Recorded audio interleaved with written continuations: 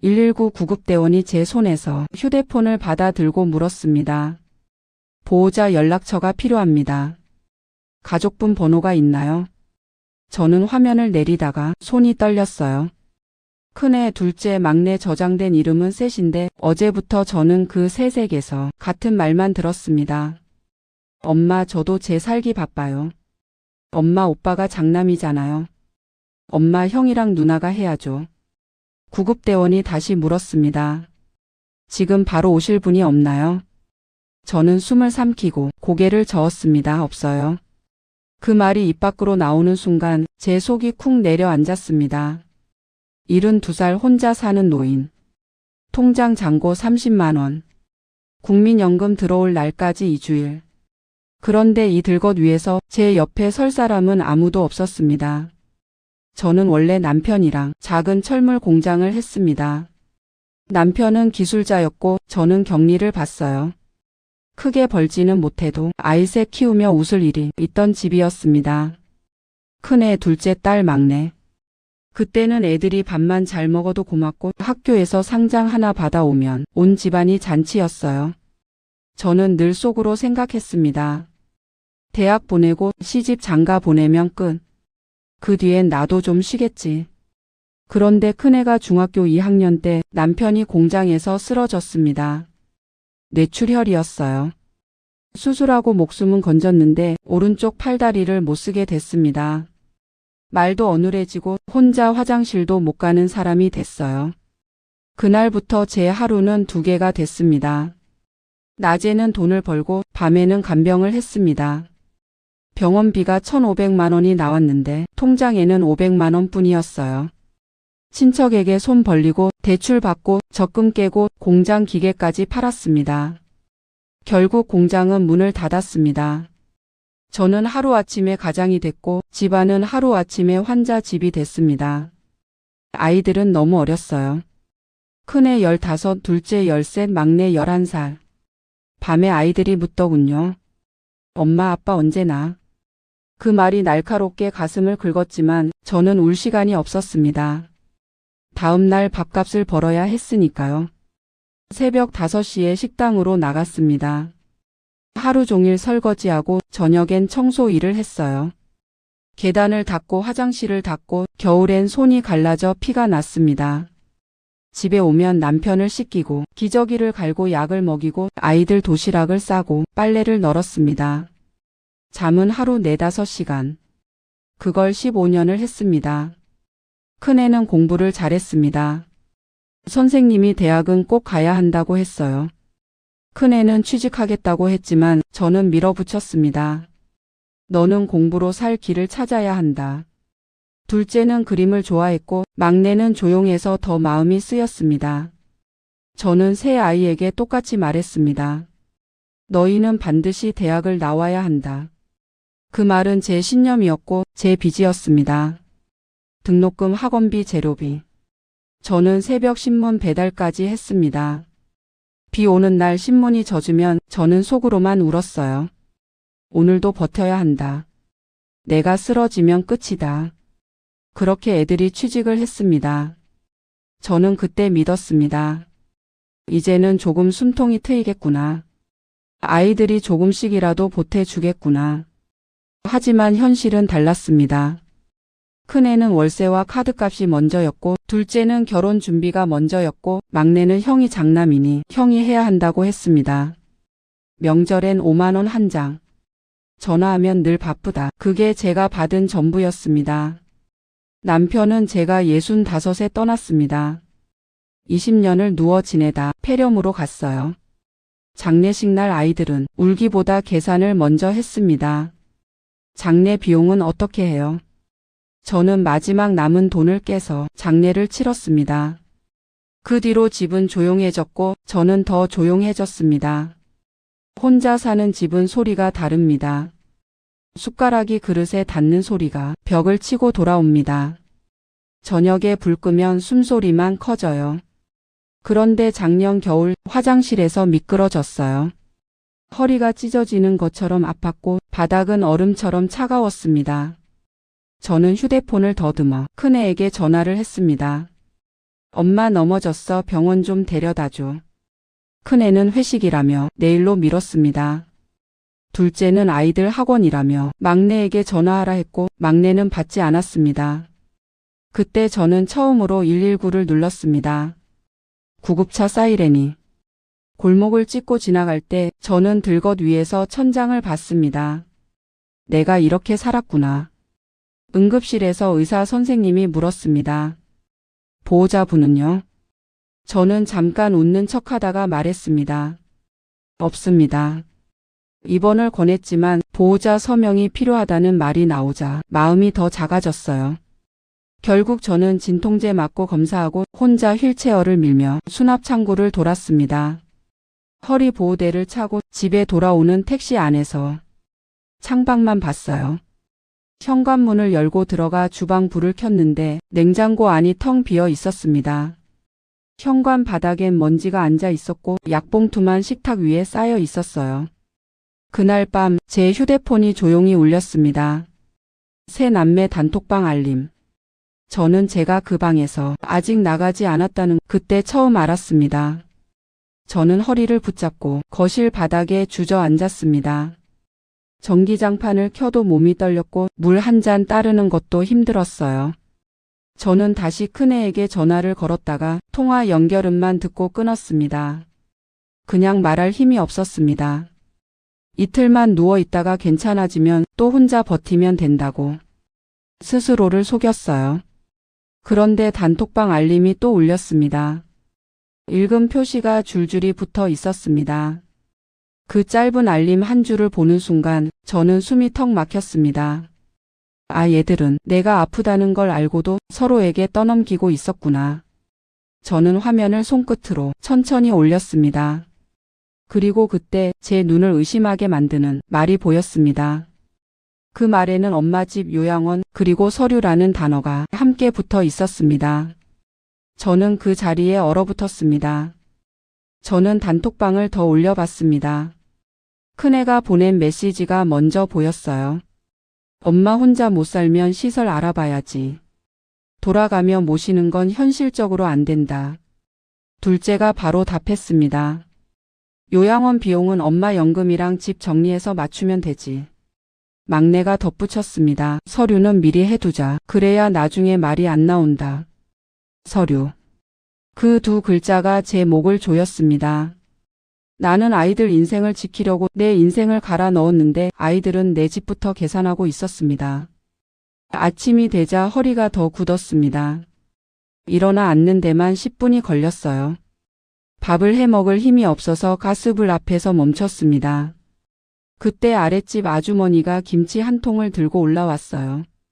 어젯밤 구급차 소리 들었어요. 괜찮아요? 그 말 한마디가 제 자식들보다 더 따뜻했습니다. 며칠을 그렇게 버티다가 저는 주민센터에 갔습니다. 창구에 앉아 말했어요. 저 혼자 살아요. 넘어지고 나서 너무 무서워요. 돈도 없고요. 직원분이 제 말을 끝까지 듣고 도움받을 수 있는 제도를 하나씩 알려주더군요. 식사 지원, 안부 전화, 병원 동행, 방문 요약. 누군가가 제 이름을 적어주고 제 상황을 기록해 주는 것만으로도 숨이 쉬어졌습니다. 그리고 무료 법률 상담 예약도 잡아줬습니다. 상담을 받으러 갔더니 이런 말을 들었습니다. 부모와 성인 자녀 사이에도 서로 부양해야 할 의무가 있다. 다만 부모가 스스로 생계를 유지하기 어렵고 자녀도 감당할 여력이 있을 때 법원이 금액과 방법을 정할 수 있다. 합의가 안 되면 가정법원에 부양료를 정해달라고 신청할 수도 있다. 저는 집에 돌아와 식탁 위에 종이를 펼쳤습니다. 가족관계 증명서, 병원비 영수증, 생활비 내역. 그 종이들이 제 인생의 영수증 같았어요. 이걸 펼쳐놓고도 마음이 흔들렸습니다. 그래도 내 자식인데 여기까지 해야 하나. 머릿속엔 아이들 사정이 먼저 떠올랐어요.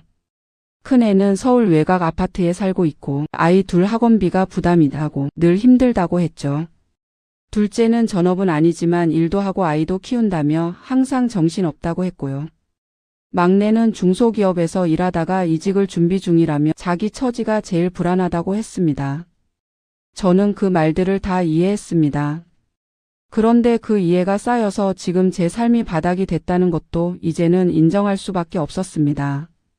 저는 커피 한 잔도 아껴 마시며 연금 들어오기 전까지 쓸 돈을 계산했습니다. 약간 관리비, 가스비, 2주일을 버티려면 하루 10,000원도 안 됩니다. 그래서 저는 결심했습니다. 한 번만 아주 단호하게 말하자. 미안해하지 말자. 부모 노후가 자식에게 짐이 되는 게 아니라 방치가 죄가 되는 거라고 말하자. 전화를 돌렸을 때 반응은 예상대로였습니다. 큰애는 동생들한테 물어보라 했고 둘째는 오빠가 먼저라 했고 막내는 형 누나가 해야 한다고 했습니다. 그 말을 들으며 저는 마음속에서 뭔가 뚝 끊어졌습니다. 이건 성격 문제가 아니라 구조 문제였어요. 누군가가 책임을 잡지 않으면 영원히 아무도 잡지 않습니다. 하지만 통장 잔고를 보는 순간 마음이 결정났습니다. 저는 세 남매에게 전화를 돌렸습니다. 돌려 말하지 않고 말했어요. 이번 주말 내 집으로 와라. 얼굴 보고 이야기하자. 주말이 됐고 세 남매가 들어왔습니다. 거실에 앉자마자 큰애가 내민 건 사과가 아니라 서류였습니다. 시설 입소 비용 그리고 집 정리. 맨 아래에는 제가 도장을 찍어야 하는 칸이 있었어요. 서류를 본 순간 저는 그동안의 장면이 한꺼번에 떠올랐습니다. 둘째 결혼할 때 친척들 찾아다니며 봉투를 받던 제 손. 큰애 전세 보태주려고 국민연금 일시금을 내주던 날. 막내 결혼할 때 아무것도 못해줘서 식탁 아래에서 몰래 울던 밤. 그때마다 저는 한 번도 조건을 걸지 않았습니다. 그냥 엄마니까 그렇게 했습니다. 그래서 더 묻고 싶었습니다. 너희는 자식인데 왜 조건부터 거니?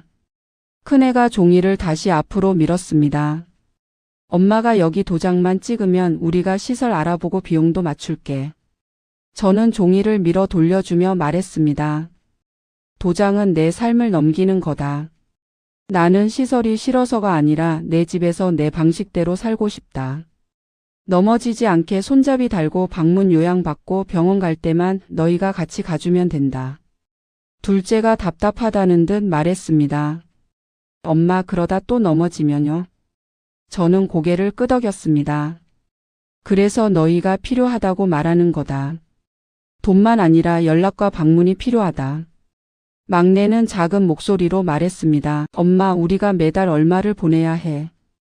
저는 잠깐 숨을 고르고 아주 현실적으로 말했습니다. 내 연금만으로는 부족하다. 세 사람이 조금씩만 나누면 된다. 그 말을 하면서도 제 속은 아팠습니다. 내가 이 말을 하게 될 줄은 평생 몰랐으니까요. 큰애가 말했습니다. 엄마 지금 우리를 법으로 몰아붙이겠다는 거야. 저는 고개를 저었습니다. 나는 살려고 그러는 거다. 너희가 정 못하겠으면 내가 절차를 밟을 수밖에 없다. 저는 마지막으로 말했습니다. 일주일 줄게. 너희 셋이 어떻게 책임질지 정해서 연락해라. 연락이 없으면 내가 움직이겠다. 아이들이 문을 나갈 때 거실 공기가 얼음처럼 식었습니다. 문이 닫히는 소리가 나고 저는 그제야 숨을 길게 내쉬었습니다. 그리고 혼잣말처럼 중얼거렸어요. 이제부터가 진짜 시작이구나. 일주일이 지나도 연락이 없었습니다. 큰애는 바빴고 둘째는 읽고도 답이 없었고 막내는 전화를 받지 않았습니다. 저는 그날 아침 주민센터에서 알려준 번호로 다시 전화를 걸었습니다. 가정법원에 부양료를 정해달라고 신청할 수 있다는 말을 저는 다시 확인했습니다. 절차가 무서운 게 아니었어요. 무서운 건 제가 이대로 조용히 사라져도 아무도 모를 것 같다는 사실이었습니다. 저는 병원비 영수증을 봉투에 넣고 통장 거래 내역을 뽑았습니다. 관리비 고지서, 약값 영수증, 진단서. 하나씩 모으는 동안 마음이 이상하게 차분해졌습니다. 울기보단 정리하는 기분이었어요. 내 인생을 다시 주워 담는 기분. 그리고 그 봉투 안에 단톡방 캡처도 넣었습니다. 엄마 집 정리, 서류, 상속. 그 글자를 다시 보는 순간 저는 더 이상 망설일 이유가 없었습니다. 제가 움직이기 시작하자 아이들도 움직이더군요. 사흘 뒤 큰애에게서 전화가 왔습니다. 엄마 우리 다 같이 얘기하자. 너무 극단적으로 가지 말자. 목소리는 부드러웠지만 저는 그 부드러움이 늦었다는 걸 알았습니다.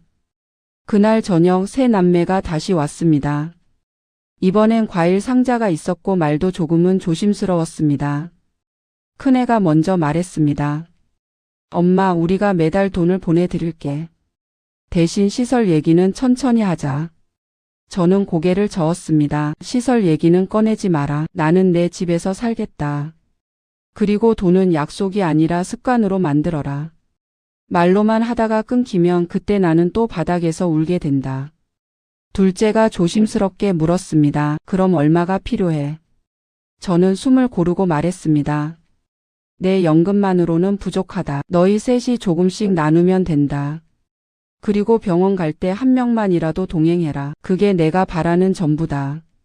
큰애가 망설이다가 말했습니다. 각자 30만 원씩은 너무 부담이야.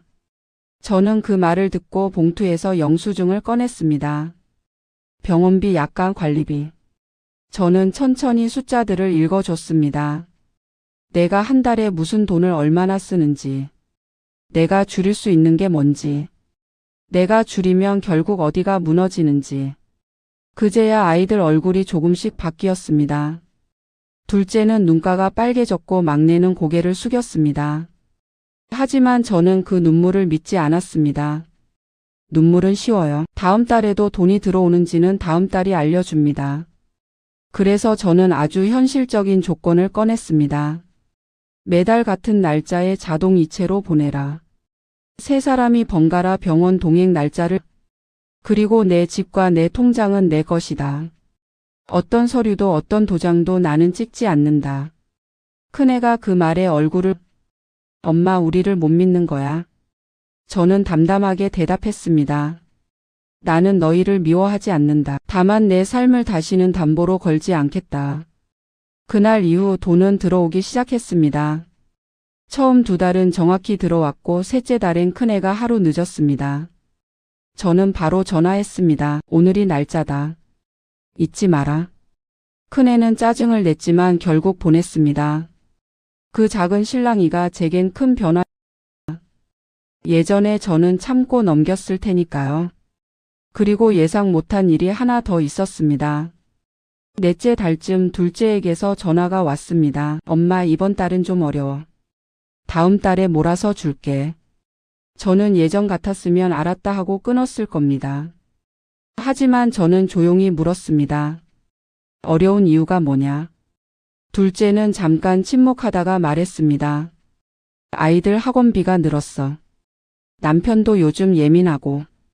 저는 한참을 듣고 이렇게 말했습니다. 내 사정도 알겠다. 그런데 내 생존도 사정이다. 한번 미루면 그 다음은 더 쉬워진다. 그러니 이번 달은 약속대로 해라. 둘째는 섭섭하다는 듯 했지만 결국 보냈습니다. 그날 밤 저는 잠이 오지 않았습니다. 내가 너무 냉정해졌나. 그런데 곧 깨달았습니다. 이건 냉정이 아니라 생존입니다. 냉정해 보이는 말 한마디가 제게는 넘어지지 않게 잡는 난간이었습니다. 손주들도 가끔 옵니다. 아이들은 제 얼굴보다 휴대폰 화면을 더 오래 봅니다. 예전엔 그 모습이 서러워서 더 잘해주려 했어요. 지금은 다릅니다. 저는 말합니다. 할머니는 오늘 허리가 아파서 오래 못 놀아준다. 그리고 나는 쉬어야 한다. 그 말이 나오기까지 저는 50년이 걸렸습니다. 어느 날은 큰애가 넌지시 물었습니다. 엄마, 나중에 집은 어떻게 할 거야? 저는 웃지도 않고 말했습니다. 그건 내가 정한다. 너희가 도와주는 건 고맙다. 하지만 그걸로 내 삶의 열쇠를 내주진 않는다. 큰애가 입술을 깨물었지만 더는 말하지 못했습니다. 저는 이제 주민센터에서 연결해 준 서비스도 꾸준히 받습니다. 안부 전화가 오고 식사 지원이 오고 동행 서비스가 잡히면 마음이 덜 무너집니다. 그리고 경로당에서 만난 할머니들이 말해줬습니다. 자식은 사랑이지만 노후는 계약이다. 그 말이 참 서글펐는데 또 참 맞았습니다. 제가 이 이야기를 하는 이유는 하나입니다. 부모가 자식에게 해준 만큼 자식이 자동으로 돌려주지 않습니다. 받는 게 익숙해지면 당연해집니다. 그러니 너무 늦기 전에 경계를 세워야 합니다. 내 통장, 내 집, 내 몸은 내 것이다. 도움이 필요하면 부끄러워하지 말고 도움을 요청해야 합니다. 주민센터도 상담도 법률 도움도 혼자 버티라고 있는 게 아닙니다. 지금도 저는 완전히 행복하지는 않습니다. 가끔은 씁쓸합니다. 내가 사랑으로 키운 아이들과 내가 서류로 버텨야 한다는 사실이요. 하지만 한 가지는 분명합니다. 저는 이제 더 이상 혼자 바닥에서 울지 않습니다. 오늘 이야기가 마음에 남으셨다면 구독과 좋아요, 댓글로 여러분의 이야기도 들려주세요. 저는 다 읽어보겠습니다.